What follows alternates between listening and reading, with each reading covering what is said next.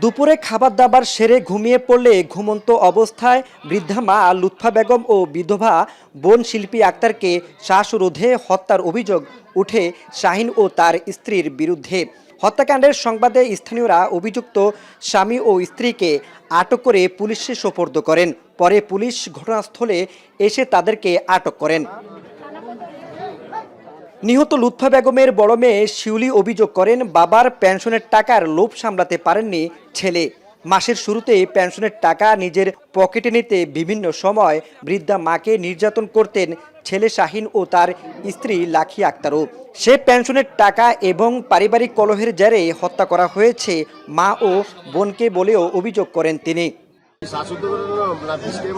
আবার তারা কিছু খানা টানা পাওয়া গেছে, কিছু গুণ ইয়া দেওয়া গেছে, কিছু কলও আসছিল, দুই একটা কলা ভরিয়া রয়েছে, এই ধরনের কাহিনী। দ্বন্দ্ব বলতে এমনি কোনো দ্বন্দ্ব নাই। দ্বন্দ্ব হলে মাকে খাওয়াইতে এত কষ্ট লাগে, মাকে খাওয়াইতে পারে না, মাকে কয় বাপের বাড়িতে চলে যেত। এখন সূত্রে জানা যায়, দীর্ঘদিন যাবৎ প্রতি মাসের পেনশনের টাকা এবং পারিবারিক কলহের জেরে রামনগর এলাকায় আবু তাহেরের স্ত্রী লুৎফা বেগম ও তার বিধবা মেয়ে শিল্পী আক্তারের সাথে শাহিনের স্ত্রী লাখি আক্তারের পারিবারিক কলহ চলে আসছিল। শনিবার বিকেলেও তাদের মধ্যে ঝড়গা হয়। সবশেষ রোববার দুপুরে লুৎফা বেগম ও শিল্পী আক্তারের মৃত্যুর ঘটনাটি স্থানীয়ভাবে ছড়িয়ে পড়ে।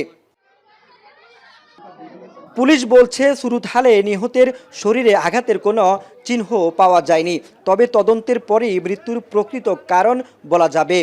আমরা লাশের শরীরে কোনো আঘাতের চিহ্ন পাইনি, তাই আমরা সম্ভাব্য সকল আলামত জব্দ করি বা আমাদের যেগুলো সংগ্রহ করা দরকার আলামত বলি, তথ্য বলি, সেগুলো আমরা সংগ্রহ করছি। লাশ আমরা ময়নাতদন্তের জন্য মেডিকেল মর্গে পাঠাবো। এ বিষয়ে ডিটেলস বলতে গেলে আমাদের মেডিকেল রিপোর্ট বা বিচার রিপোর্ট, পোস্টমর্টম রিপোর্ট বা আপনার কেমিক্যাল যে রিপোর্টটা আসবে, এটা পর্যন্ত আমাদেরকে অপেক্ষা করতে হবে। সন্ধ্যা 6:30টায় মরদেহ উদ্ধার করে ময়নাতদন্তের জন্য কুমিল্লা মেডিকেল কলেজ হাসপাতালে পাঠায় পুলিশ।